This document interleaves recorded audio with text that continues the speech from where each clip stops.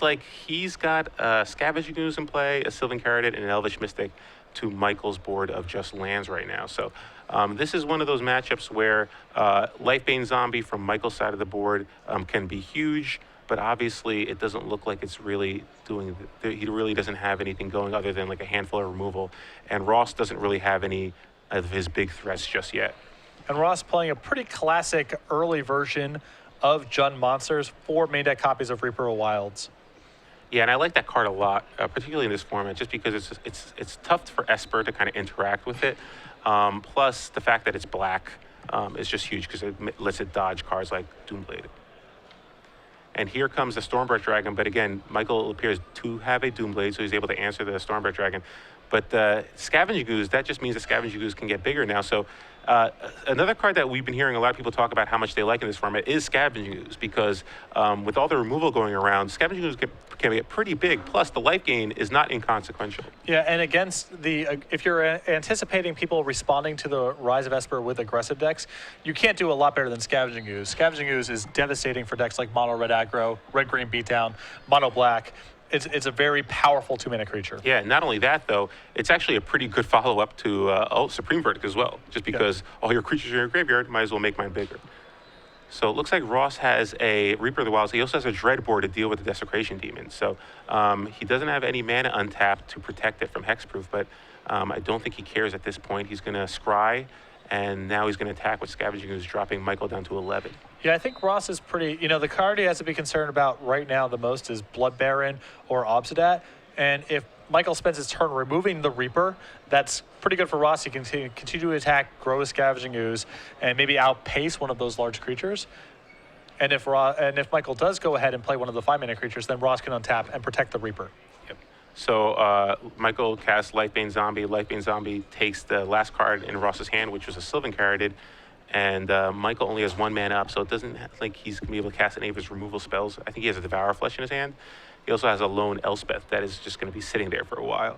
Occasionally, decks like Mono Black and Black White Midrange get into this board state where they can only cast 1 spell a turn. They have their Heroes Downfalls and Desecration Demons. You can occasionally outpace them. They're leaning on something like Blood Baron or Obsidat or sometimes Grey Merchant in the straight black builds to dig them out of that hole. But once the board state gets like this, often Black-White is not that well equipped to catch up. Yeah, and speaking of trying to catch up, Ross plays top decks of Corsair Crufix, and he plays it, and he reveals the top card of his library, which is a Domri Rod. So pretty good sequence there for Ross. Michael's going to be hard-pressed to try to come out of this one. Ross attacks with both the Scavenging Ooze and the Reaper of the Wild. Scavenging Ooze can actually grow because there is a Stormbreath Dragon still in Ross's graveyard, along with the Desecration Demon in Michael's graveyard. Yeah, and Domri's also subtly pretty critical for Ross here insofar as with Scavenging Ooze in play, he no longer has to concern himself nearly as much with Blood Baron, as he can make the Ooze a 5/5 with all the stuff that's dying and the creatures that are already in the graveyard, and then use Domri's fight power to make sure that Blood Baron isn't a huge issue. Exactly. So Elvish Mystic gets tapped for a green, and he's going to remove the Desecration Demon after it gets blocked by Lifebane Zombie to make the Scavenging Ooze a 4/4. So Michael's going to take 4, dropping to 7, and Ross has quite the army in play right now, and he's going to see a Domri Rod next turn. Now, Michael does have an Elspeth in his hand. Unfortunately, he only has 4 mana. He did not draw a land for the turn. He has that Hero's Downfall, and like you said, he's in this position where he has a bunch of removal, but he can only cast 1 spell a turn, and Ross is already so far ahead, and he's continuing to press his advantage, so it's very difficult for the Black-White deck to come out of this situation. Yeah, again, once you get out in front, they don't have a lot of ways to catch up unless they either have Elspeth or a card like Blood Baron that the opponent randomly can't answer and goes unchecked. Yes, and Ross Merriam is able to tie up this match at 1-1. And you saw there, Ross has a lot of really good threats in his deck. Even something like Scavenging Ooze, which doesn't seem that impressive early on. It was a 4/4 at the end of the game, and it could have easily been a 6/6 as well, like you were talking about. It could even kill a Blood Baron. So Ross has a lot of really quality threats here. Let's see if Michael's able to actually contend with all of them. One of the cards that is really important in this matchup for him is Lifebane Zombie, because not only is it able to strip a threat, but it's also a way for him to attack Ross's Planeswalkers. Yeah, and this is a place where the difference between being on the play and on the draw is also really big. if Ross has a Mana Accelerant on the play, he can deploy something like Palakrandos or Reaper of the Wild before Michael has an opportunity to life bane it. When Michael is on the play, the reverse is the case. If he makes his land drops, he can life bane before Ross gets to deploy one of his 4s. So being on the play or on the draw is a huge deal for life bane Zombie.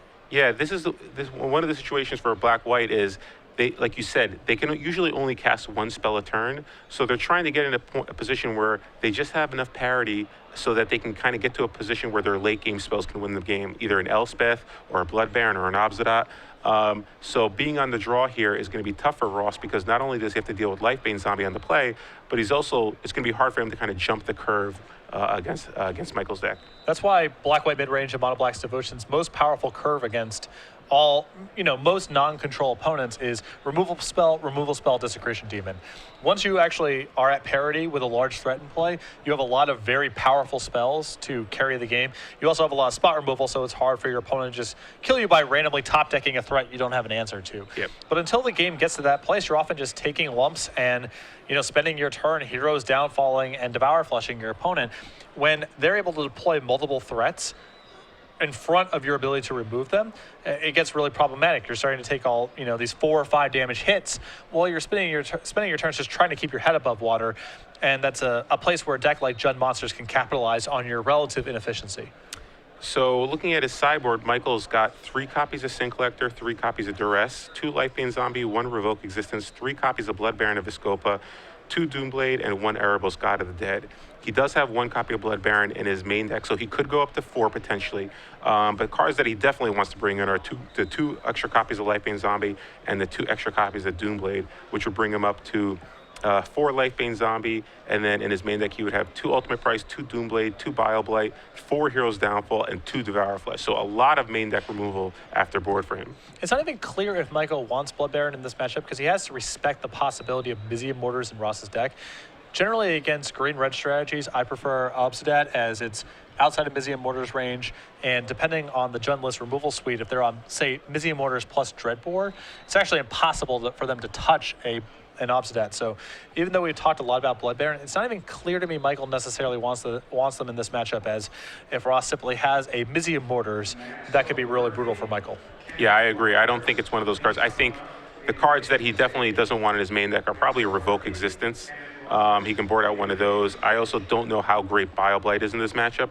Most of the creatures are out of Bile-Blight range. Obviously, you can kill an Elvish Mystic, but beyond that, there's really nothing else that Bile-Blight hits. Yeah, I think that the removal spells that you like against a deck like Jund Monsters are the targeted universal ones first, Heroes Downfall, maybe things like Doomblade or Ultimate Price, and then the Edict second.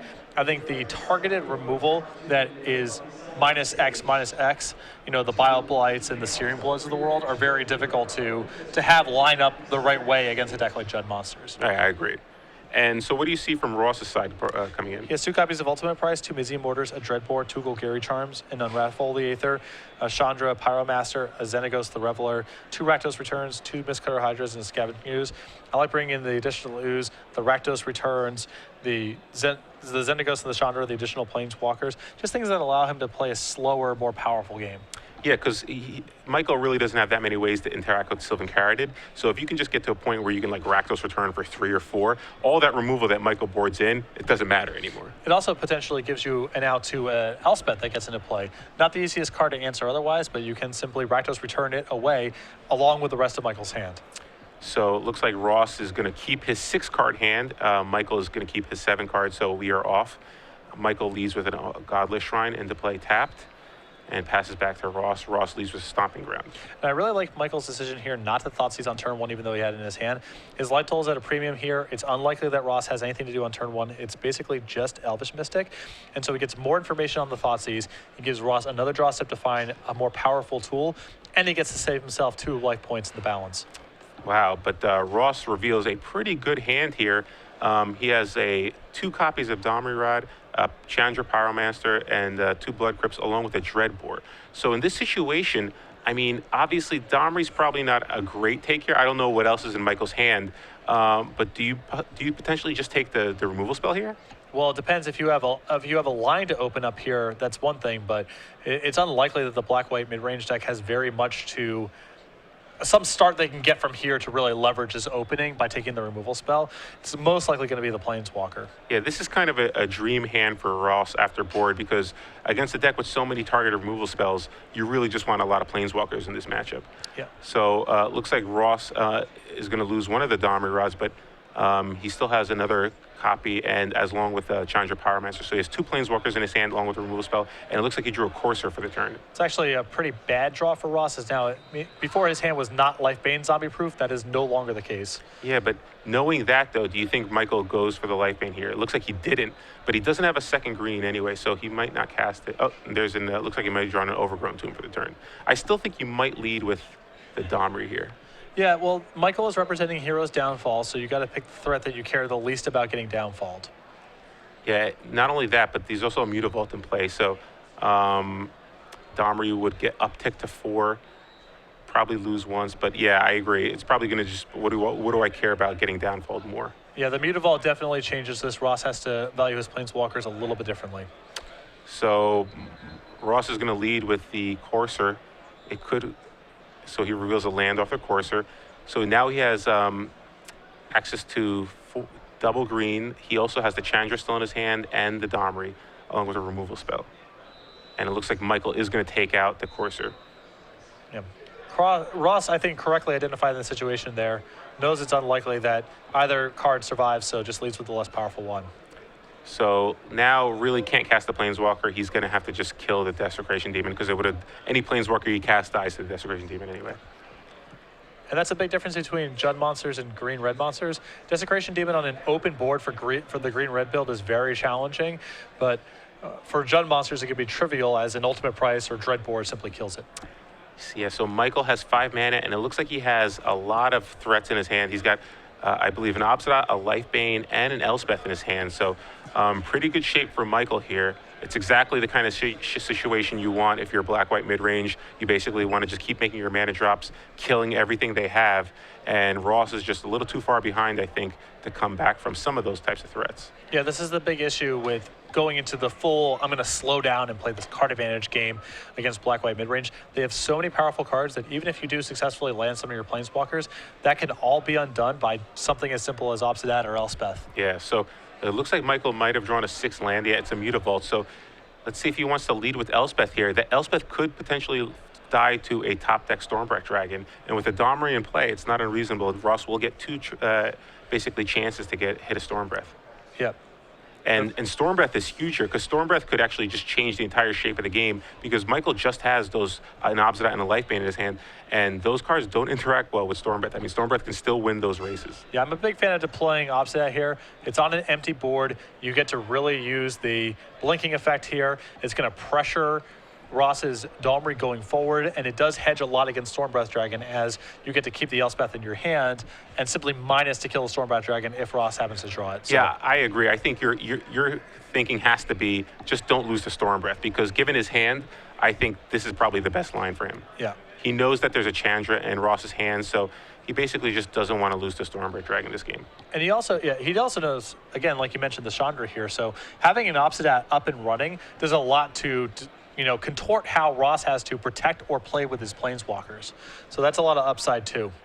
So Ross leads with a Temple of Abandon. Now this makes his next play interesting because he can set up what his top card of his library is going to be. He has a Domri in play, plus he has a Chandra.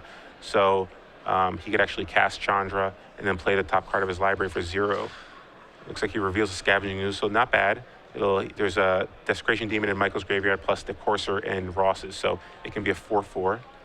Yeah, but the big question is, what is Ross's plan long term against Obsidian? This is going to put a ton of pressure on the way he has to play the game.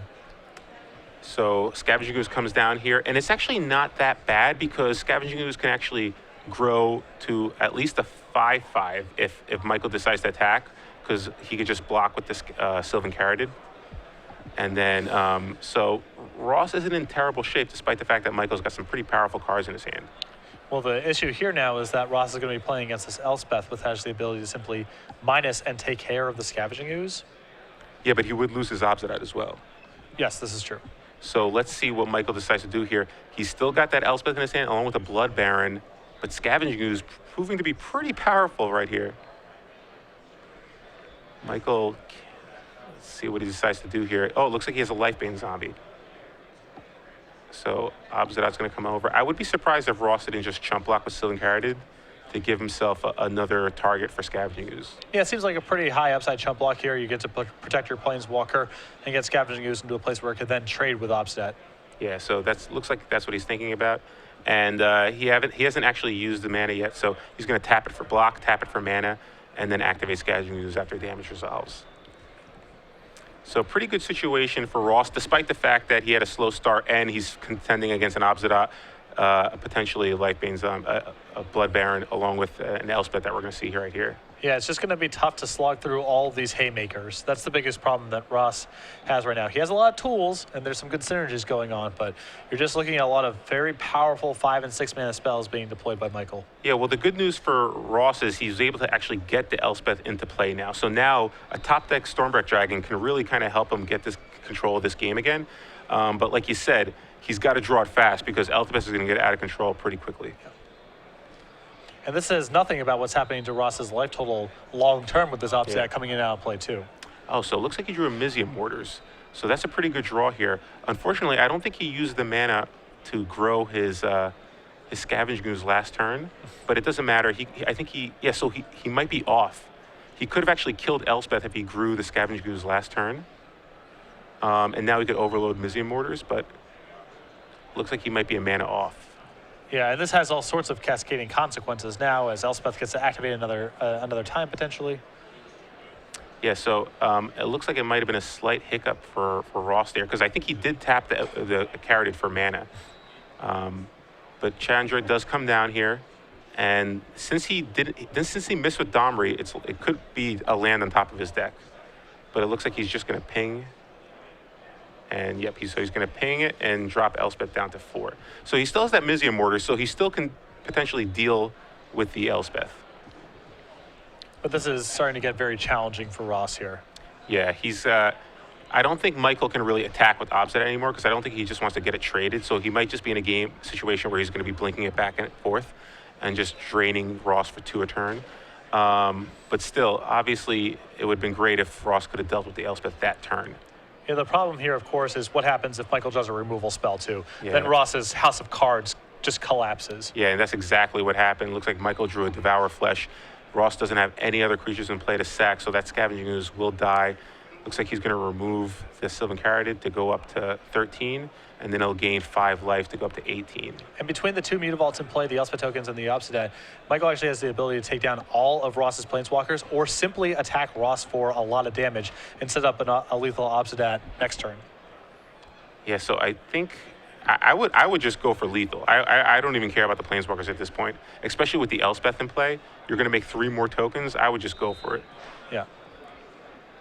But it looks like he is going to go after the Planeswalkers, and Ross still can draw. Well, Stormbreath Dragon probably won't do it now. Well, Ross knows because there was, he left the card on top with Domri last turn that is probably not a creature, and if it's a spell, then Michael can simply win the game next turn with all these attackers. Yep. So Ross draws for the turn. He's got that Mizzium Mortars in his hand, so he can deal with the tokens, but he still has to contend with the Elspeth along with the Obsidat. And the 2 Mutavaults as well. Michael has a lot of pressure. So, yeah, a lot of pressure on Michael's side of the board, and he's still got that Blood Baron in his hand as well. So Ross just concedes, and Michael Braverman wins 2-1 Black-White mid-range, defeating Jund. And it's kind of played out the way we kind of thought it would, where Michael was on the play, and he was able to just kill everything Ross had. Ross was able